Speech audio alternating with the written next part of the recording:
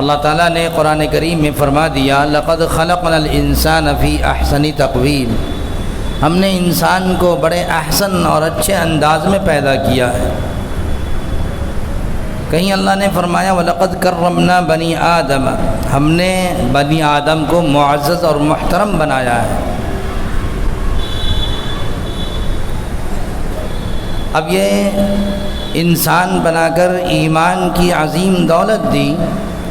رسول اللہ صلی اللہ علیہ وسلم نے ایک موقع سے فرمایا کہ اللہ تعالیٰ کے نزدیک ایک انسان اور ایک ایمان والے کا مقام و مرتبہ سورج اور چاند سے اور مقرب فرشتوں سے کہیں زیادہ افضل ہے۔ صحابہ نے پوچھا تو رسول اللہ صلی اللہ علیہ وسلم نے اس کی وضاحت فرمائی اور فرمایا دیکھو سورج اور چاند یا فرشتے یہ سب کے سب اللہ کے حکم کی ذرہ برابر نافرمانی نہیں کرتے۔ سورج اپنے وقت پر نکلتا ہے اور جس انداز میں اللہ نے بنا دیا ہے اسی انداز میں نکلتا ہے۔ چاند کا وقت مقرر ہے۔ فرشتوں کو اللہ تعالیٰ نے جن کاموں میں لگا دیا ہے وہ اسی میں لگے ہیں، بال کے برابر بھی وہ اللہ کی نافرمانی نہیں کرتے ہیں۔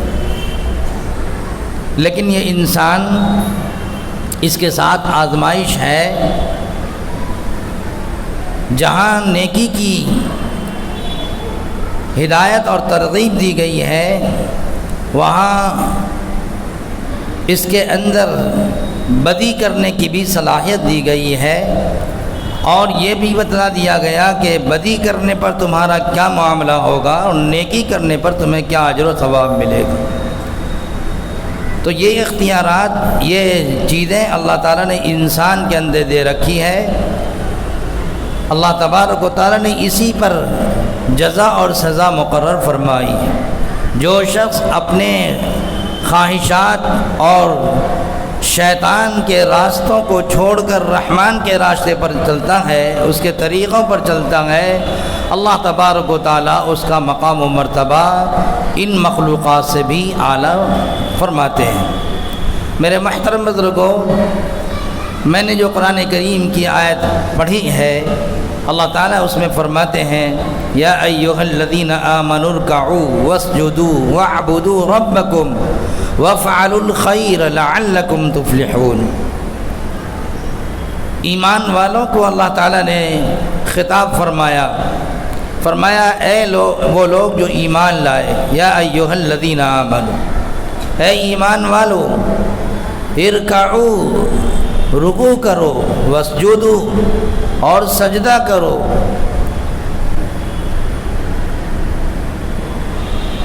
یا ایھا الذین آمنوا ارکعوا واسجدوا ربکم واعبدوا ربکم، اور اپنے رب کی عبادت کرو، وافعلوا الخیر، اور بھلائی کے کام کرتے رہو، لعلکم تفلحون، یقیناً تم کامیاب ہو جاؤ گے۔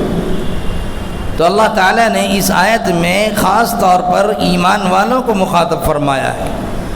قرآن سارے انسانوں کی ہدایت کے لیے اللہ تعالیٰ نے اس کتاب کو نازل فرمایا ہے۔ چنانچہ آپ دیکھیں کئی موقع سے اللہ نے ساری انسانیت کو مخاطب فرمایا، یا ایھا الناس اتقوا ربکم الذی، یا ایھا الناس انا خلقناکم من ذکر وانثی، اور اس طریقے سے ایسی آیتیں جس میں اللہ تعالیٰ نے ساری انسانیت کو مخاطب فرمایا۔ لیکن جو لوگ کلمہ لا الہ الا اللہ پڑھ چکے ہیں، ایمان کا اقرار کرتے ہیں، تو ان کو اللہ تبارک و تعالیٰ کچھ ذمہ داریاں دیتے ہیں کہ جب تم نے اللہ کی حقانیت کا اور اللہ کی معبودیت کا، اللہ کو ایک اور واحد جاننے کا اقرار کر لیا ہے، تو اللہ تبارک و تعالیٰ نے تم پر کچھ ذمہ داریاں دی ہیں۔ یہی وجہ ہے کہ جب حضرت معاذ بن جبل رضی اللہ تعالی عنہ کو جناب رسول اللہ صلی اللہ علیہ وسلم یمن کا حاکم اور گورنر بنا کر بھیج رہے تھے، تو آپ نے پوچھا اے معاذ جب تم وہاں جاؤ گے تو لوگ تمہارے اخلاق اور تمہارے ان تمام چیزوں کی وجہ سے ایمان سے قریب ہوں گے، ایمان لائیں گے، اور جب وہ ایمان لائیں گے تو پھر ان کو کہنا کہ اللہ تبارک و تعالیٰ نے تم پر رات اور دن میں 5 وقت کی نمازیں مقرر فرمائی ہیں، فرض فرمائی ہیں۔ اسی لیے رسول اللہ صلی اللہ علیہ وسلم نے اسلام کی بنیاد 5 چیزوں کو قرار دیا ہے۔ بنی الاسلام علی 5 شہادت ان لا الہ الا اللہ وان محمد رسول اللہ وتقیم الصلاۃ وتؤتی الزکاۃ وتصوم رمضان وتحج البیت ان استطاع الیہ سبیلا۔ اسلام کی بنیاد 5 چیزوں پر قرار دی گئی، اور سب سے پہلے شہادتین کی گواہی، ایک اللہ کو جاننا، اس کی گواہی دینا، ماننا، اور جناب محمد رسول اللہ صلی اللہ علیہ وسلم کو اللہ کا پیغمبر اور اللہ کا بندہ ماننا۔ اللہ کے پیغمبر بھی ہیں اور اللہ کے بندے ہیں۔ ایسا نہ ہو کہ پچھلی قوموں نے نبیوں کو اللہ کا بیٹا قرار دے دیا، اس لیے شہادتین میں اس بات کی گواہی ہم دیتے ہیں وَأَشْهَدُ أَنَّ مُحَمَّدًا عَبْدُهُ وَرَسُولُهُ، رسول اللہ صلی اللہ علیہ وسلم اللہ کے رسول ہیں اور اللہ کے بندے ہیں، اللہ کے بیٹے نعوذ باللہ نہیں ہیں۔ تو اللہ تبارک و تعالیٰ نے جو ہمیں یہ ایمان دیا ہے اور جس کی ہم گواہی دیتے ہیں، جب ہم اس بات کی گواہی دے چکے تو اب اسلام میں سب سے پہلے جو چیز ہے وہ ہے نماز۔ اسی لیے رسول اللہ صلی اللہ علیہ وسلم نے فرمایا کہ دیکھو، نماز، جس نے نماز کو قائم کیا اس نے دین کو قائم رکھا، اور جس نے نماز کو چھوڑ دیا اس نے دین کی عمارت کو ڈھا دیا۔ الصلاة عماد الدین فمن اقامها اقام الدین ومن هدمها فهدم الدین۔ رسول اللہ صلی اللہ علیہ وسلم نے فرمایا بین العبد والکفر ترک الصلاۃ، اگر کسی مومن بندہ اور نافرمان یعنی کافر بندے میں کوئی فرق کرنے والی چیز ہے تو وہ نماز ہے۔ میرے محترم بزرگوں، اسلام کی اہم الفرائض اسلام کا وہ نماز ہے۔ اگر جس کی زندگی میں جو ایمان والا کہلاتا ہے، اگر اس کی زندگی میں نماز نہیں ہے تو یاد رکھیے کہ وہ ایمان اس کا ایمان خطرے میں ہے۔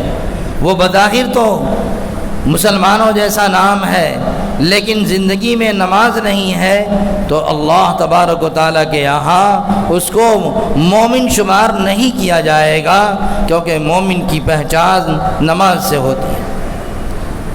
نماز کے کیا فوائد ہیں؟ اگر نماز پر تفصیلی بات کی جائے تو اچھا خاصا وقت درکار ہے، لیکن آپ دیکھیں کہ رسول اللہ صلی اللہ علیہ وسلم نے فرمایا کہ جس نے نماز کی پابندی کی اللہ تبارک و تعالیٰ اس کو، حدیث پاک میں آتا ہے کہ جس نے 40 وقت کی، بعض روایتوں میں ہے 40 دن کی، جس نے نماز کی پابندی کی اور وہ تکبیر تحریمہ سے، یعنی جس وقت اقامت کہی جاتی ہے اس وقت وہ کھڑا ہو اور اس وقت سے لے کر کے سلام تک امام کے ساتھ اس نے نماز ادا کی ہے تو رسول اللہ صلی اللہ علیہ وسلم نے فرمایا اللہ تبارک و تعالیٰ 2 اعزاز عطا فرمائیں۔ اسی لیے رسول اللہ صلی اللہ علیہ وسلم نے اہل ایمان کو مخاطب کر کے فرمایا من واظب علی تکبیرۃ الاحرام مع الامام علی 40 یوما، جو شخص 40 دن تک امام کی تکبیر تحریمہ کے ساتھ وہ نماز پڑھے، کتب اللہ لہ براءتین، اللہ تبارک و تعالیٰ اس کے لیے 2 تمغہ عطا فرماتا ہے، براءۃ من النار و براءۃ من النفاق، نفاق سے وہ بری اور جہنم کی آگ سے وہ بری۔ اس لیے ہم یہ عزم کریں، یہ تہیہ کریں کہ انشاءاللہ ہم دنیا کے بڑے بڑے کام جب کر لیتے ہیں، ایک شخص یہ ٹھان لیتا ہے کہ مجھے لکھپتی بننا ہے، محنت کرتا نہیں کرتا، اور کہاوت ہے من جد وجد، جو کوشش کرتا ہے وہ پاتا ہے۔ آج کتنے ایسے انگوٹھا چھاپ ہیں جو کروڑوں میں کھیلنے، لاکھوں میں کھیلنے والے ہیں۔ میرے محترم بزرگوں، جب دنیا کا کام ہم کر سکتے ہیں تو یہ تو دنیا ختم ہونے والی ہے، فنا ہونے والی ہے، جو باقی رہنے والی آخرت کی زندگی ہے۔ عقل مندی یہی ہے کہ جب ہم وہاں کی تیاری کریں۔ اسی لیے رسول اللہ صلی اللہ علیہ وسلم نے فرمایا الکیس من دان نفسہ وعمل بما بعد الموت۔ عقل مند وہ نہیں ہے کہ خوب زمینیں لے لے، گاڑی بنگلہ اس کے پاس ہو جائے، بڑا اعزاز و اکرام دنیا میں ہو۔ عقل مند وہ ہے جو اپنے نفس کو پہچانے اور وہ عمل کرے جو موت کے بعد کام آئے۔ اس لیے دنیا کی ترقی سے اور دنیا کی فلاح و بہبودگی سے اسلام قطعاً نہیں روکتا۔ ہم ضرور ترقی کریں، لیکن حرام و حلال کی تمیز کرتے ہوئے، جائز ناجائز کا خیال رکھتے ہوئے، اور جب اللہ کے منادی نے صدا بلند کر دی اللہ اکبر، ہم فوراً اپنے ان تمام چیزوں سے الگ ہو کر اللہ کی بارگاہ میں آ جائیں اور آپ آزما کر دیکھ لیں۔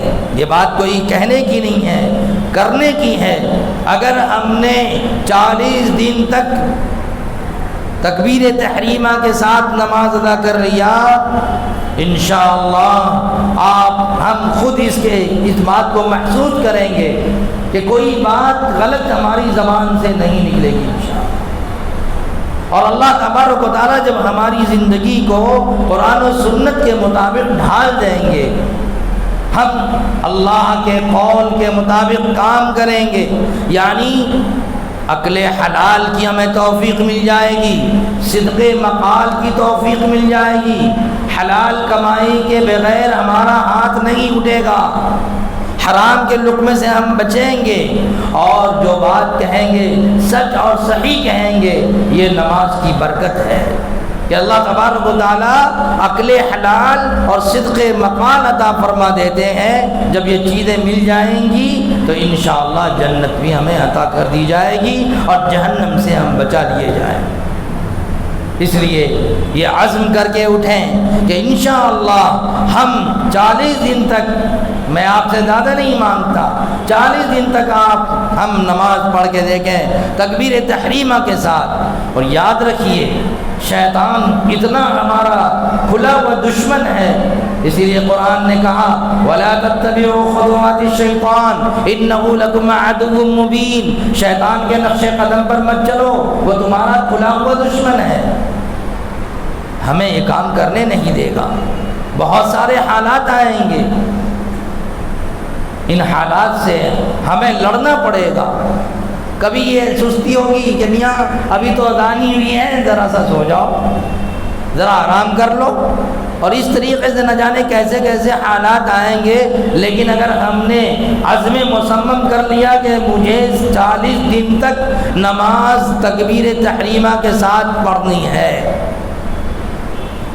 اور کامیاب ہو گئے تو انشاءاللہ کہنے کی ضرورت نہیں پڑے گی، نماز سے وہ انسیت ہو جائے گی کہ بغیر نماز کے دل نہیں لگے گا۔